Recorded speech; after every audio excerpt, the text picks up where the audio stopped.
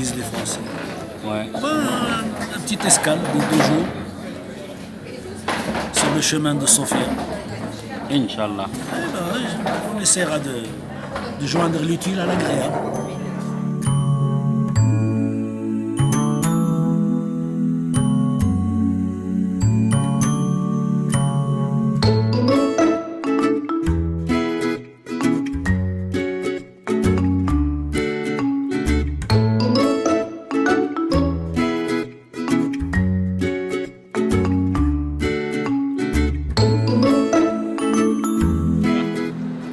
Bon, on est dans l'avion de Wizz Air.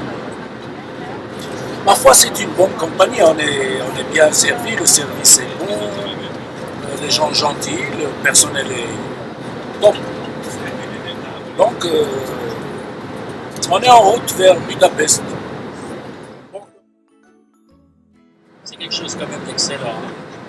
Pour la première fois de prendre la direction de l'Europe de l'Est. Déjà, dès le début, ça fait comme quelque chose d'intéressant parce que les gens sont tellement gentils. L'équipage est vraiment extraordinaire. L'avion est aussi agréable. On est presque, entre guillemets, carrément des Kajaïs ici. C'est très bien. C'est vraiment pas mal. Hein? Et en fait, comme on dit, j'ai hâte de découvrir la suite par rapport.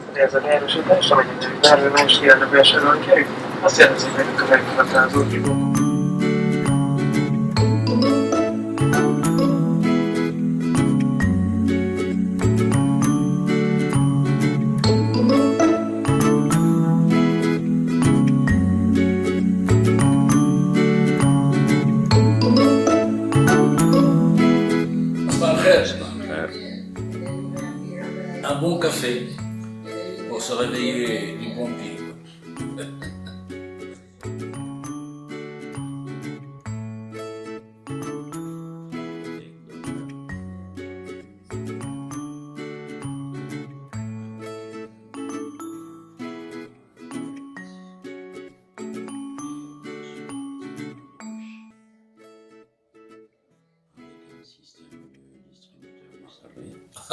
Bienvenue à Budapest.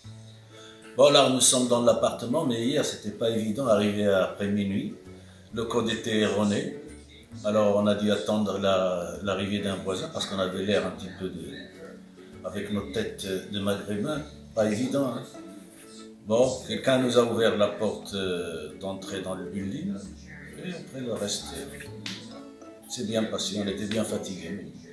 Maintenant, on va partir à la découverte de Budapest. Nous avons une journée pour se faire.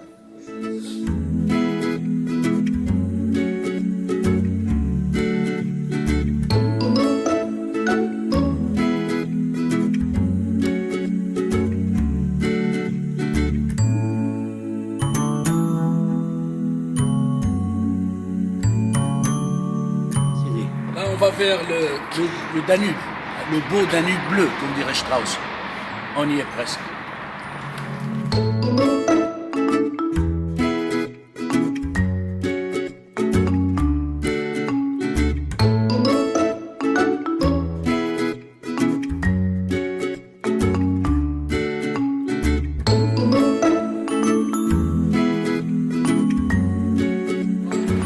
C'est le Danube, le fameux fleuve, le Danube, qui traverse plusieurs pays.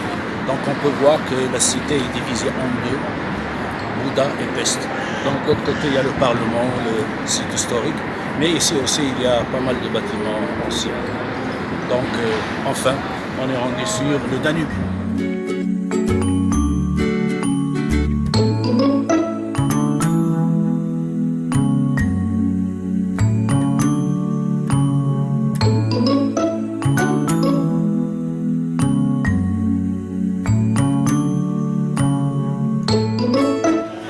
Bon, le temps de prendre un petit café, comment ça s'appelle, Costa Café.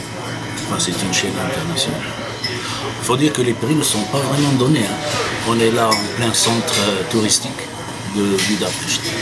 Mais bon, c'est vrai qu'on n'est pas du touriste ordinaire, mais c'est beau en tout cas, c'est l'essentiel.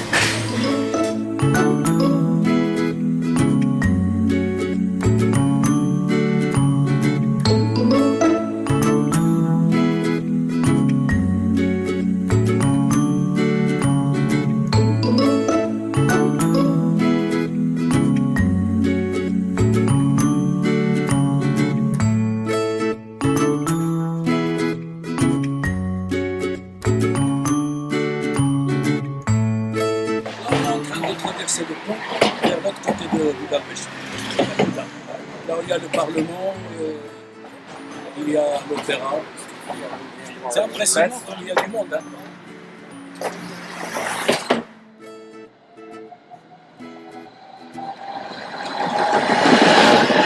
Derrière moi, c'est le Parlement. Et vous voyez le Danube. Alors, ce qui est curieux dans cette ville, là où il y a des touristes, les prix augmentent d'une façon vertigineuse. Dès que tu sors des chemins de touristes, tu retrouves le prix. Alors, une bouteille d'eau à côté du château, elle coûte dans les 3 euros. Et ici, dans le quartier populaire, elle coûte moins d'1 euro. Donc, c'est un peu à l'image des capitales européennes qui vivent du tourisme. Voilà.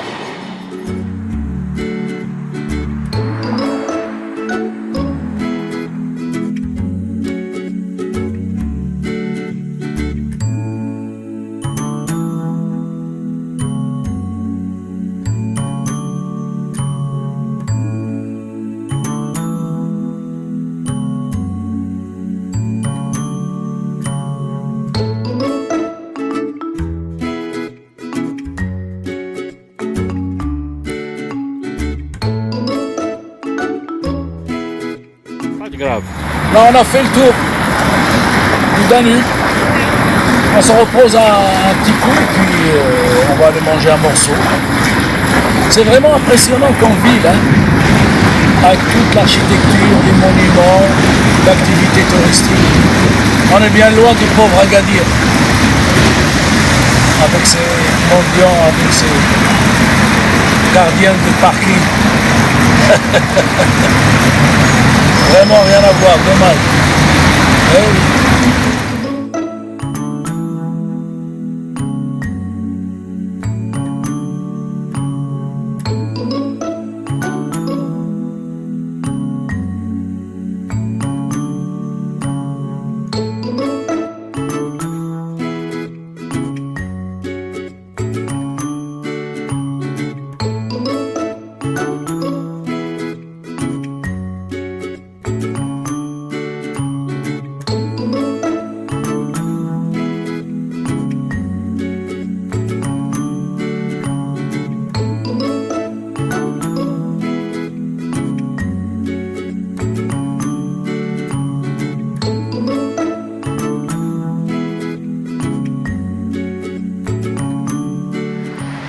Derrière, c'est le siège du Parlement hongrois. C'est l'un des édifices les plus, alors on va dire, imposants au monde. De par sa taille, mais aussi son architecture gothique. Donc on voit bien l'architecture, c'est quelque chose de vraiment impressionnant. Bien sûr, il y a beaucoup de visiteurs parce que c'est l'une des attractions les plus importantes de Budapest. Donc ça vaut le coup de jeter un coup d'œil. C'est vraiment impressionnant.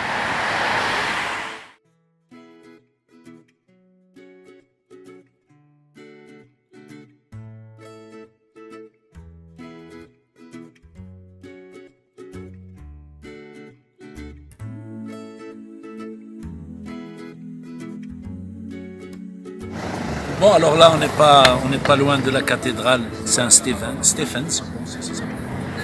Alors on est à la terrasse, il fait un petit peu frisqué, c'est pour ça qu'ils ont mis les trucs là comme ça, pour chauffer.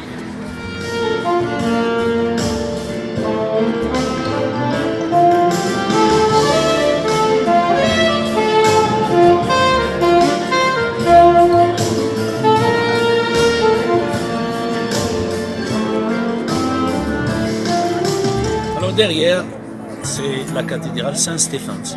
On l'a vu ce matin pendant la journée. Là, la nuit, c'est vraiment magnifique, comme vous pouvez voir. Très beau. C'est écrit « Ego sum via veritas et vita ».